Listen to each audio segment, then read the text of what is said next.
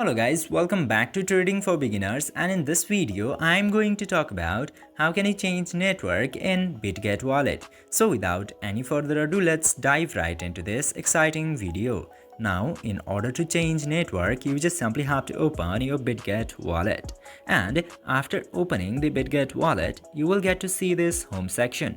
Now you just simply have to tap into this trade icon into the bottom. Just simply tap there, and from here you can easily check which network that you have selected. I have selected this USDT to Ethereum into here. Now in order to change the network, just simply tap to this drop down, and from here you can easily select between many bitcoins, Ethereum and other options. Just simply do this, and after doing this your network will successfully be changed into your Bitget wallet. I hope this video was informative for you. If yes, don't forget to like, share and subscribe to the channel to never miss another update. Thank you for watching this video.